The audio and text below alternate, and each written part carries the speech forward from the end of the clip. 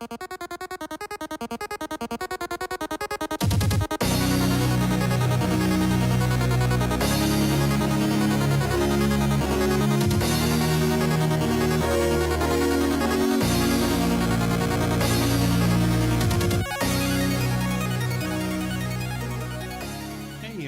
welcome back to another Keyforge video. I am your host, MrBevers. That's right, we're going to open up some more Keyforge decks. This time, maybe we won't go through every card and we won't sort of ramble on about the rules and stuff. But we will do, let me zoom out the camera a little bit there to give it a little bit more room. Let's see. I mean, like, I'm just going to kind of poke in and check it out and see what we see, right? So, what have we got? Everyone seems to be doing the whole thing where you don't scan the stuff. So we've got Brobnar, Dis, and Sanctum. Now, I don't know, there is one of these, like, apparently there's a lot of hype around this Four Horsemen's deck. I don't really follow the stuff that goes on about that kind of stuff. This does not want to work. Look at this. I've just pulled this up like this, like so.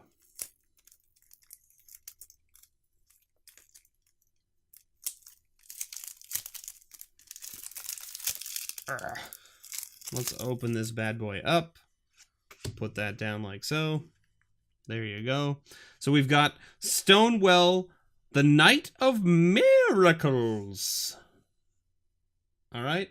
And we've got, of course, Sanctum, which we've got Protect the Weak.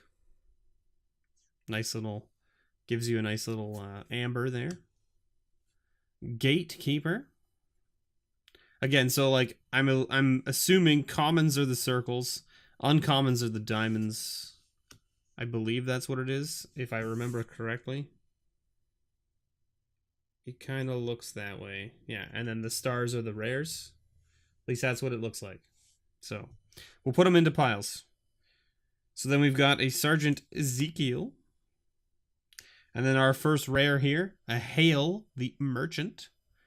So each time you play an artifact, gain an amber. Seems pretty good if you have a number of artifacts. Right now we have none, so we'll see. We've got Captain Tabris, which is a human knight, which when it fights, it captures one amber, which is pretty nice. Then we have a common here, Champion of Anaphale, or whatever. We got three of those. Holy moly. All right. And then we have we have got Bulwark, which is another common creature. Oh, here's our first artifact. So we have at least one artifact that we can trigger Hael the Merchant with. And this is an Omni artifact that says sacrifice Potion of Invulnerability. For the remainder of your turn, each friendly creature cannot be dealt damage. Okay.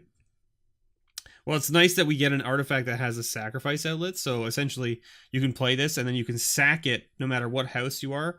Which means when you play it, it triggers this guy. And then it gets put in your discard, which that means this will get shuffled back in. And you can then play it again to trigger this guy again.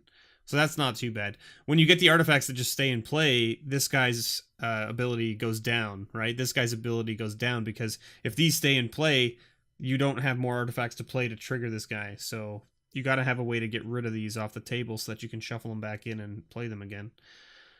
Stun each enemy creature not on a flank. All right, that's not bad. It's a nice little action card. Okay. And then we've got another rare in Sanctum, which is One Stood Against Many. And this is an action card that says, ready and fight with a friendly creature 3 times. Each time against a different enemy creature. Resolve these fights one at a time. Holy moly. So, for instance, someone like Champion of Tabris, this would be great with her because she has 2 armor. So when she fights, she would take 2 less damage, essentially. So she fights a 2/2 or a 2-power creature. She takes no damage, so she kills it and steals, captures an amber from your opponent. Then you ready her again and fight again. Say you fight a 3-power. Well, she only takes 1 point of damage. And she captures another. And then you fight again to say like a 4/4. She only takes 2 that time. So she still has 3 health left, technically. And you've just killed a 4 power, a 3 power, and a 2 power creature. Seems pretty good. Seems pretty good. That seems like a pretty good combo. So 2 rares in Sanctum, and 4 uncommons, and then 6 commons, right? 3 of which were the same common, which is how this tends to work out, it seems. So there you go. We'll put these over here like this. All right, next up is Dis. All right, and we've got an uncommon to start, Flame Wreathed. Then a common, Toxin. Interesting way of spelling toxin. Then another uncommon, Shaffles. A second copy of Shaffles. These are just creatures. So far, 3 creatures and 1 upgrade. Another creature, common, Dust Imp. That's a good creature because it just, when it dies, you gain 2 amber. Another creature, uncommon again, Elusive. If your opponent has 7 or more, capture all of it. Holy moly. Okay, then we've got another uncommon action. Each undamaged creature captures 1 amber from its opponent. Wow, okay. Then we have a common, Mind Barb. Then another uncommon, Tendrils of Pain. Deals 1 damage to each creature. Deal an additional 3 damage to each creature if your opponent forged a key on their previous turn. Wow. Okay. We got 2 of those. That seems like a pretty good removal spell, actually. Destroy each creature, gain 3 chains. Whoa. I mean, it's a common, and you gain 3 chains, which is not necessarily great, but that's a board wipe. We got a board wipe in this deck, which is actually something I've never seen. I haven't seen, out of all the other decks I've opened and checked, I haven't seen a board wipe, so that's pretty crazy.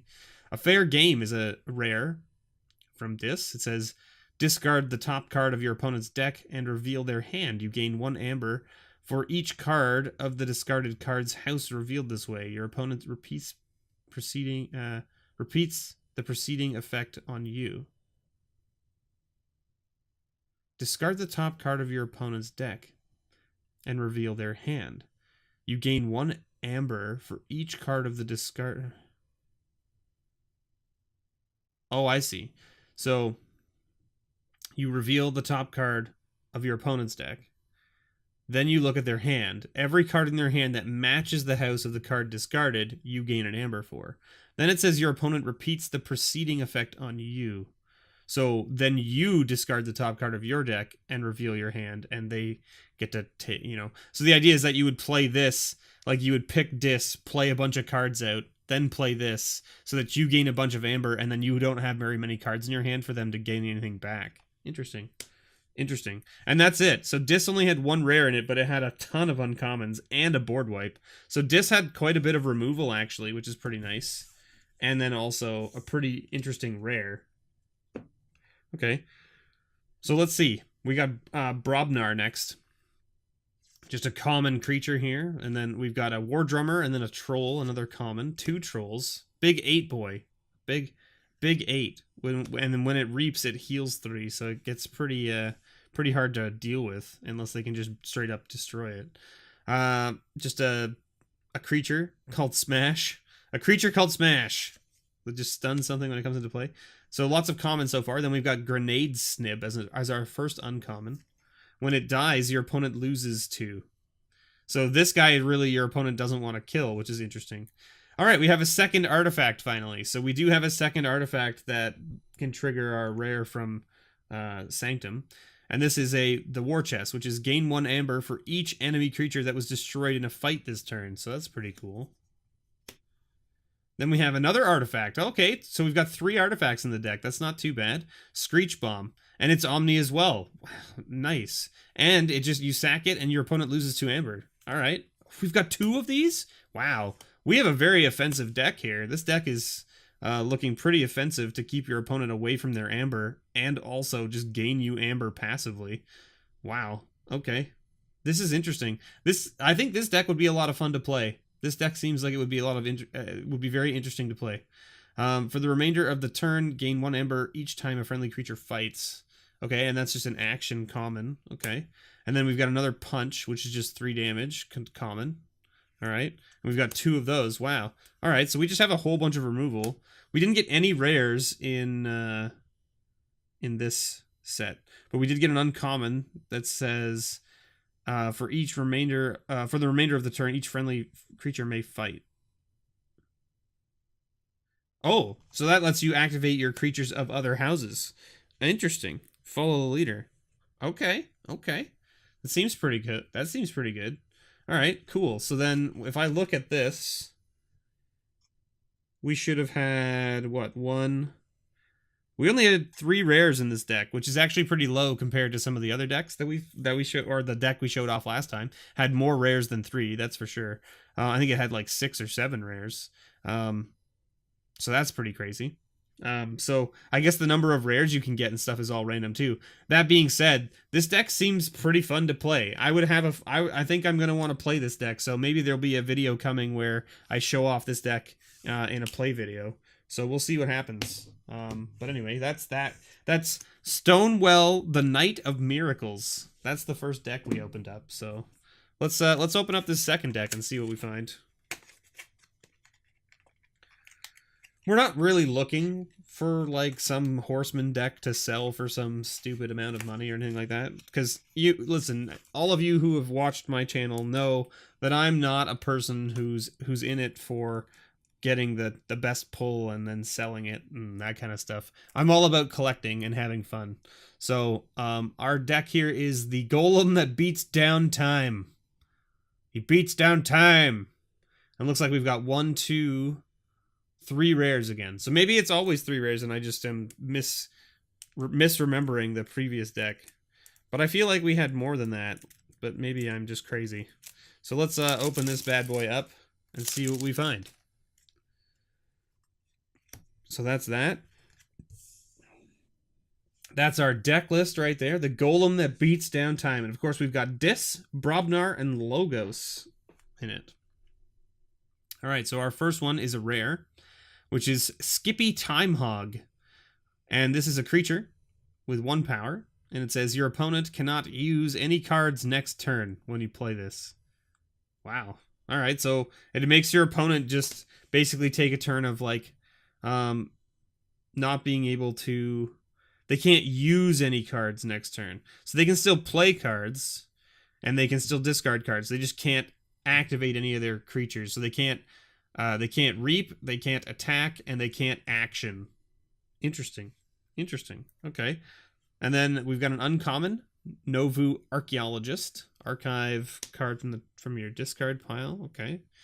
And then we've got Mother, which is a nice common. Lets you have an additional card at the end of each turn. Then we've got Ganymede Archivist, which is lets you archive a card when you reap. So we've got some... It looks like we've got an interesting archive deck building here. Then we have a Dextry, which is a common as well.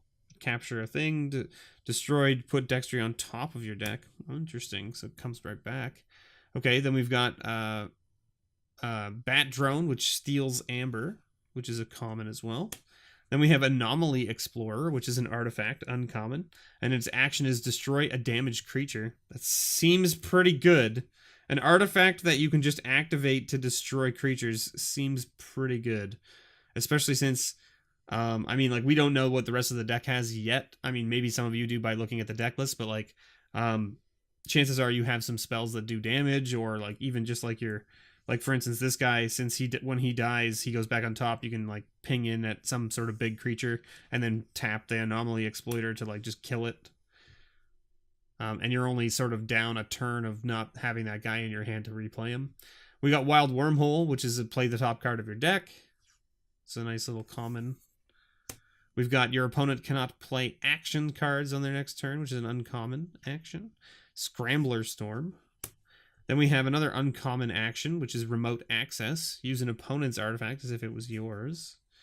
Then we have a common action as well, which is Phase Shift. You may play 1 non-logos card this turn. That seems pretty neat. And then we have another action, common, that says play archive a card. Now, interesting enough, it says archive a card, but it doesn't say from where. Some of the other things tell you, right? So like this says archive a card from your discard pile. That other creature we had said archive a card. I think it was this. Was it this guy? Yeah, archive a card. So when you reap, you archive a card, but it doesn't say from where. I'm assuming it's from your hand. So, I mean, that's something I'd have to look up on the rules and check out. So anyway, we got 1 rare, 4 uncommons, and then a bunch of commons from logos for this deck. I think we had 1 rare from each, if I remember looking at the deck list. Looks like the logos is all about archiving cards and setting up a stellar turn for like one of the other houses. That's what the deck looks like. It also looks like it's about like sort of like putting your opponent sort of like on like pause for a turn. Okay, so then we've got Dis next, and we start with a common, the Terror, little creature. Then we have a Succubus as our next creature. So as a play, if the opponent has no amber, gain 2 amber. Then this one is during their draw step, your opponent refills their hand to 1 less. Wow, so this is like giving your opponent a chain. That's pretty funny. Okay, so then we have a common here, Pit Demon. Action, just steal 1 amber, so it just steals an amber. Your opponent cannot play more than 2 cards each turn. Wow, that seems pretty mean. This is the Dust Imp, which we saw before, which is gain 2 amber when it's destroyed. Okay, our first uncommon, Library of the Damned, an artifact, which lets you archive a card. Okay, so we have some serious archiving going on in this deck. Dominator Bauble, which is another artifact. Action, use a friendly creature. Okay, all right. Action here, uncommon. Oh, this was a common, sorry. This is an uncommon. Destroy the 3 most powerful creatures. Wow. So right now in this deck, that seems like it's going to end up being most of our opponent's creatures probably, because the biggest creature we have, I think, is a 5 power. And it's, what, this guy? The Terror? We didn't, and we had Mother and Pit Demon. Those are 5s, right? But, like, we haven't seen anything bigger than a 5 yet. So then we have another uncommon action, which is Poltergeist. Use an artifact controlled by any player as if it were yours. Destroy that artifact. Interesting. So you get to use it and then blow it up. Play. Destroy a creature that is not on a flank. So just a straight up removal spell. Gongoozle. Play. Deal 3 damage to a creature. If it's not destroyed, its owner discards a random card from their hand. That seems pretty funny. Oh, here we go. We got Gateway to Dis again. So another board wipe. Board wipe seems interesting. Okay, so we didn't get any rares in Dis this time. And we ended up with a lot of commons, but not many uncommons.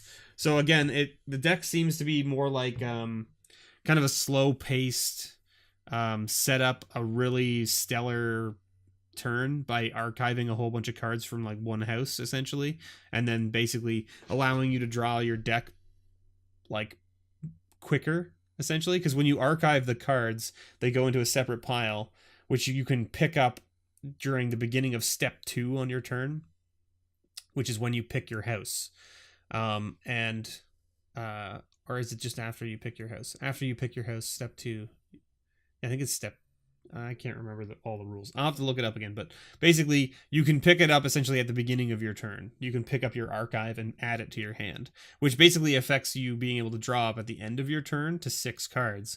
However, if you've archived all of the same house and you just pick up a handful of that house, and then you're like, I pick this house, and you play all those cards out, you'll still end up drawing up, because the idea is that you're trying to set up like a crazy hand where you have like 3 of that house in your hand already, and then you pick up like another 3 or 4 off the table, put them in your hand, and then you're like, bam, and you play it. And when you archive them from your hand, it essentially allows you to then draw more at the end of the turn, so you're cycling through your deck a lot faster, so you're getting to essentially the better stuff in your deck.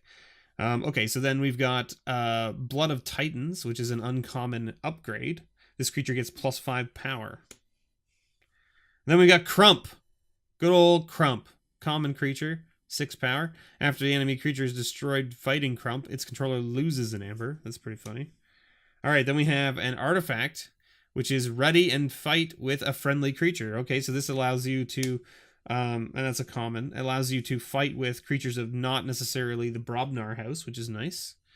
Then you've got another artifact, an auto cannon. Deal 1 damage to each creature after it enters play.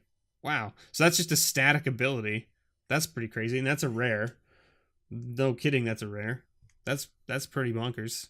Alright, so then Tremor is stun a creature and each of its neighbors. Okay, so that stuns a bunch of things. That's pretty good. We've got an action here, uncommon. Sound the horns. Discard cards from the top of your deck until you either discard a Brobnar creature or run out of cards. If you discarded a Brobnar creature this way, put it into your hand. Okay. Then we have another rare, which is Lava Ball. Deal 4 damage to a creature with 2 damage splash. Now, so what I understand about 2 damage splash is that it hits the neighbors. So, like, you target a creature and then 2 damage to the neighbors. That's my understanding of splash. If I am incorrect, then you can correct me in the comments. Coward's End. Destroy each undamaged creature. Gain 3 chains. So another board wipe. This deck has 2 board wipes in it. Because if you haven't been damaging their creatures, you can blow them up and gain 3 chains. And that's a common. Now, I mean, that's why it gives you the chains, though. That's kind of the point, right? Okay, so then we've got an uncommon here. Burn the Stockpile. If your opponent has 7 or more, they lose 4. Wow, that's a big hit, actually. All right, so then this is Blood Money, which is place 2 amber from the common supply on an enemy creature. Weird. Interesting. And there's 2 action. We have 2 of those, and those are uncommons. And then we have a common, Anger. So the thing I'll notice about this deck is that it has a lot of like tricks and things. It didn't have a lot of creatures. Like Brobnar only had 3 creatures in it. So anyway, this is ready and fight with a friendly creature, just an action. Because if we look at how many creatures we had, how many do we have over here? 1, 2, 3, 4. So 5 in Dis, 3 in Brobnar. 1, 2, 3, 4, 5, 6. 6 in Logos. So it's not terrible. It's pretty even. It's just that I would think that you would want Brobnar to have most of your creatures, because Brobnar has a lot of creatures that are big and beefy and angry. Now, that being said, we did have the spells from Dis, was it? Yeah, that destroys the 3 most powerful creatures. So really, you don't want to have a bunch of Brobnar creatures, I guess, in the deck. So maybe that worked out for the best for us by not having a bunch of big Brobnar creatures. Because we only have 1, right? We have 1 creature in Brobnar. Not even 3, just 1. Because these are just actions and artifacts. Yeah. So we only ended up with 1 creature in Brobnar. But that's okay, because the idea is that like the Brobnar stuff is all looks like mostly removal and mostly things that like buff your creatures and or remove your opponent's creatures. So that's not terrible. Anyway, it seems like a little bit of interesting. It'd be interesting to see these decks in action. I think I need to play a little bit more. I was talking about this with a couple of people on Twitter and a couple of people in the comments on the last video. I'm still on the fence, I think, about this game. It seems like the game was fun when we played it. It was definitely enjoyable. I enjoyed playing the game. I'm worried that maybe some of the decks, like, you're going to play them and then they're not going to have any replayability. And then, so then that deck is just just junk for you, right? Like, and I've heard that there are some people out there that get decks that just don't synergize with themselves or don't work very well and don't do a whole heck of a lot. So you're just like, you just do nothing. And if you come up against a deck that just has good stuff in it, that's it. There's nothing you can do and you're just going to lose. That being said, I think the idea of the fact that every deck is unique and has a different set of cards in it is really cool. I think it's a cool concept. I think it's still going to need some like ironing out of how to handle doing like tournaments and things like that in the future if they want to become a bigger card game. But it seems like a lot of fun. I'm just worried that some of the decks, when you play them, they won't be very fun to play again. And so then now you've got some decks that you're just like, this was not a deck that I really wanted. And that's part of the randomness, I guess, right, is the point. But I mean, it forces you to have to buy other decks. And then not only that, but like if the other decks you buy are also just not fun to play a second time or a third time, you're like, well, now I have a bunch of decks that just aren't fun to play. And now what do I do? What do I do with them, right? Like, what do you do with a deck that you don't enjoy playing? Right? In Magic, you generally take that deck apart and build other decks, right? You can't do that here. So it's interesting. It's an interesting idea. I think I'm still on the fence. I need to play a little bit more. Expect to see some maybe there will definitely be some gameplay videos of this game on the channel coming in the future. So check it out. Stay tuned for that stuff. Thank you so much for watching, everybody. And as always, may your pulls ever be better.